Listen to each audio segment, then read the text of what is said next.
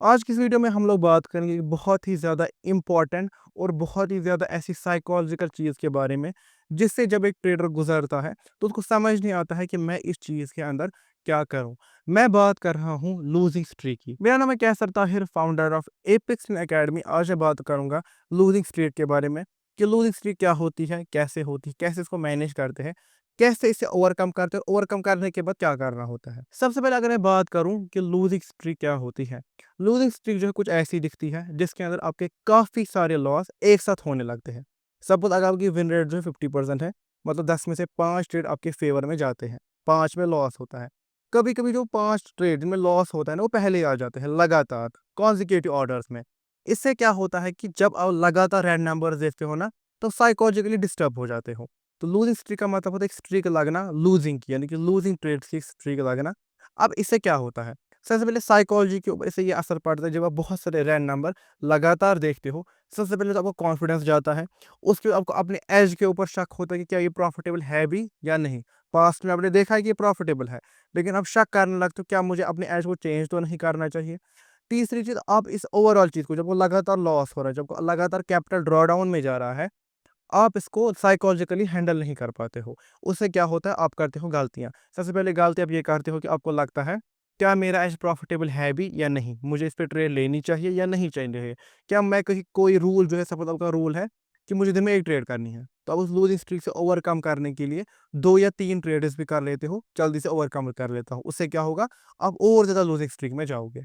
अब बात है कि अब हमें पता है हम लूज़िंग स्ट्रीक में हैं, इससे हम जो है साइकोलॉजिकली जूझ भी रहे हैं। लेकिन जब इंसान रियल लाइफ़ में लूज़िंग स्ट्रीक के अंदर जाता है तो उसे ओवरकम कैसे करे? अब ओवरकम करने के लिए मैं कुछ टिप्स दे सकता हूँ, लेकिन इतना मैं वो कह सकता हूँ कि लूज़िंग स्ट्रीक ऐसी चीज़ है, जो मैं आपको एक डेफ़िनिट नंबर नहीं दे सकता हूँ कि यहाँ तक ही जाएगी।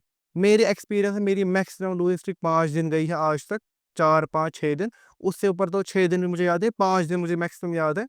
5 दिन मेरी आई थिंक इसी साल की स्टार्टिंग में कुछ दिनों में लूज़िंग स्ट्रीक लग गई थी, but I know how to handle it psychologically and physically. तो मैं आपको कुछ टिप्स दूँगा जो मैं फ़ॉलो करता हूँ उस लूज़िंग स्ट्रीक से ओवरकम करने के लिए। सबसे पहली जो आपकी टिप है, वो है कि अपने रिस्क को कम नहीं करना। मैं ये नहीं बोल रहा रिस्क बढ़ रहा, लेकिन मैं ये भी नहीं कह रहा हूँ रिस्क कम करना। सपोज़ आपकी जो रिस्क पर ट्रेड है, वो 1% है या 2% है, उनको कम नहीं करना। अगर 2 है तो 2 ही रखना। अब खाली अगर कैपिटल कम हो जाएगा, उस हिसाब से जो आपका लॉट साइज़ है वो कम हो जाएगा, लेकिन कैपिटल का 2 ही परसेंट रखना है। 1% फॉलो करते हो, 1 ही परसेंट रखो। 0.5% फॉलो करते हो, उतना ही रखो। आपको लगेगा मैं कम रिस्क करूँगा तो उससे क्या होगा, मेरा कम लॉस होगा अगले लूज़ स्ट्रीक पे। तो उससे आप और ज़्यादा आपके जो लूज़ स्ट्रीक से ओवरकम करने के चांस है, वो कम हो जाते हैं।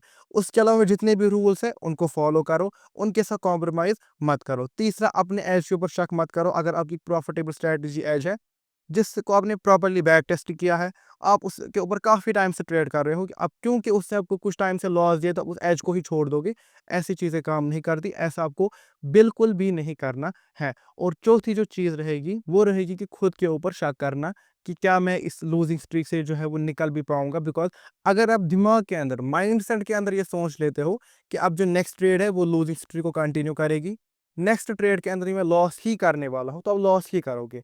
माइंड में रखो न्यूट्रल, ना प्रॉफिट सोचो उससे और लॉस करोगे, ना प्रॉफिट सोचो ना लॉस सोचो, न्यूट्रल सोचो। जो रूल्स है, जो सेटअप है, जो डिसिप्लिन है, जो एज है, आपको बस एज अ कंप्यूटर रोबोट की तरह उसके ऊपर एक्ट करना है। आपको क्या लगता है दैट डजंट मैटर, आपको बस अपने रूल्स, एज और सेटअप के ऊपर एक्ट करना है।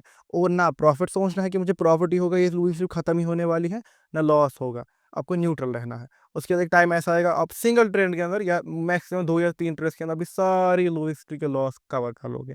अब लूज स्ट्रीक तो कवर कर ली, उसके बाद क्या होगा?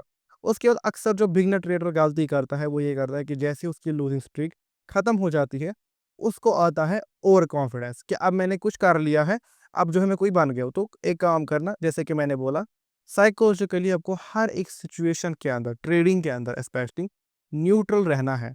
जब लूजिंग स्ट्रीक में थे तब भी न्यूट्रल रहना है, जब लूजिंग स्ट्रीक को आपने जो ओवरकम कर लिया, तब भी आपको न्यूट्रल रहना है। तो एक बार जब आप लूजिंग स्ट्रीक को ओवरकम कर लोगे, उसके ऊपर कॉन्फिडेंस नहीं लाना है, बल्कि जिस तरीके से ट्रेड करते थे उसी तरीके से करना है।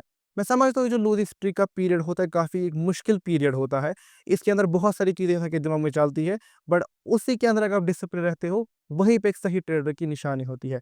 तो मुझे उम्मीद है आपको आज का ये वीडियो पसंद आया होगा और आपने जो कोई नई चीज़ ट्रेडिंग साइकोलॉजी के रिलेटेड सीखी होगी। तो अगर आप चाहते हैं कि मैं ऐसे ही ट्रेडिंग साइकोलॉजी के मिस्टेक्स, टिप्स के ऊपर और वीडियो लाऊँ, do let me know in the comments. मैं मिलता हूँ आपसे अगली वीडियो में, तब तक के लिए बाय।